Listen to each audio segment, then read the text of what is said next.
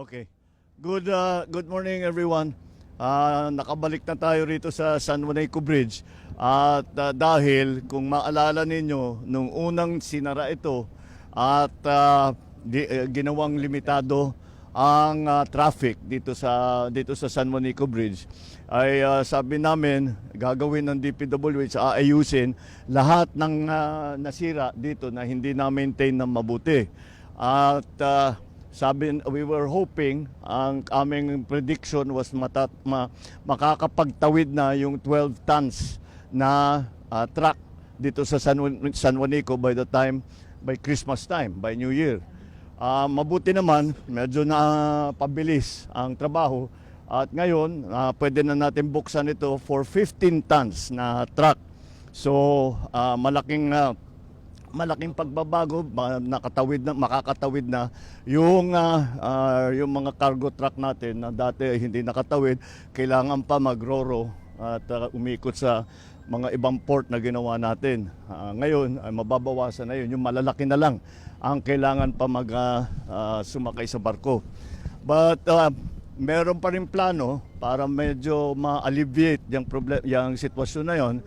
There is a plan from the local government, Mayor of Tacloban has brought it up, na paggabi, pag mas madalang ang traffic, baka pwedeng gawin ay magpadaan ng one-way lang kahit yung malalaking truck.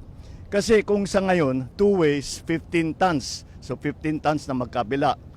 Pag one-way na lang, kahit 30 tons, kayang tumawid. Pero one-way lang. So ang gagawin, yung LGU, yung magkabilang LGU, sila magta-traffic para tiyakin na one-way lang ang takbo. So isasara yung one side. Kagaya pagka tinatrabaho yung kalsada, ganun. That's the same idea. So we will explore that possibility para naman mas maging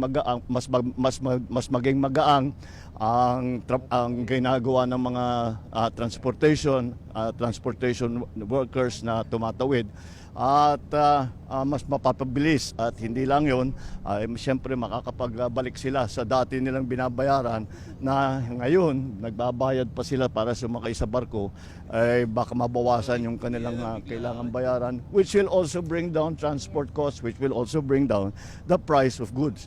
So it's ganun kahalaga itong trabahong ginawa dito. Kung makita ninyo yung mga section na talagang malaki ang sira, ay linagyan na muna ng reinforcement. Ito yung malalaki na bakal, yan ang reinforcement para habang inaayos yung sa ilalim, yung mga nakikita natin dyan, yung mga nakalawang, yung mga bolt na nawala na, yung mga pin na nawala na, yan ang ginagawa nila ngayon. Ang ating we are hoping for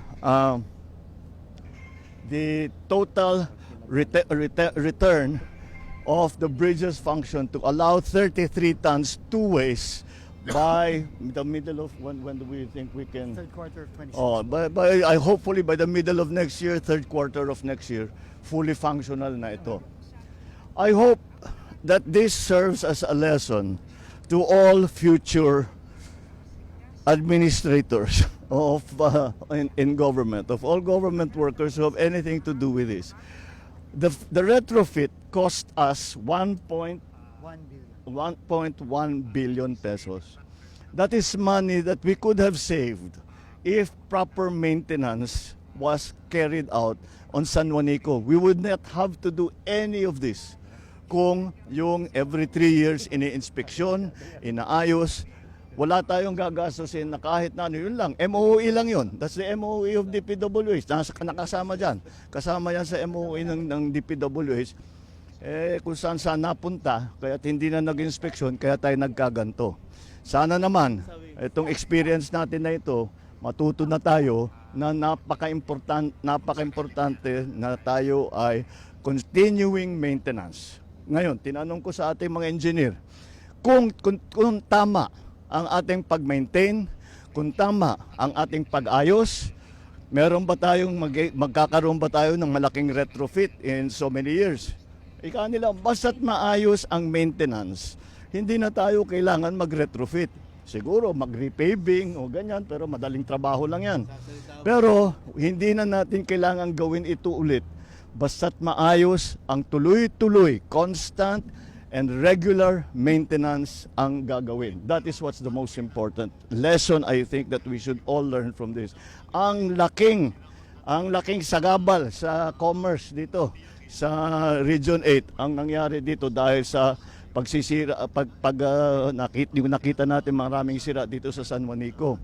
At it's not just convenience but it is cost, it is food supply, it is the raw material for some of our manufacturers. It is of course the goods that are being sold in the stores. Lahat yan naapektuhan. Kaya again, I hope that this is a lesson to us and of all of those in the future whose responsibility will be to look after our thoroughfares, that to always remember the experience of San Juanico Bridge, that if we had only maintained it, we would have saved a great deal of problems. Not only that 1.1 billion pesos that we spent, kung hindi yung sakripisyo na dinaanan ng ating mga truck, ating mga tindahan sa Samar dito sa Tacloban, sa Leyte, on either side. So the effect of that is much much bigger than just the bridge. Kaya yun ang ating laging kailangan isipin at matuto na tayo. Alam naman natin kung paano gagawin para maiwasan yung ganyang klaseng sitwasyon. But I'm very happy that I'm able to say now it is very close to our deadline, and so the San Juanico Bridge is partially finished. It will be finished next year. The repair of San Juanico Bridge is partially finished. It will be finished next year so that the bridge will be able to take again the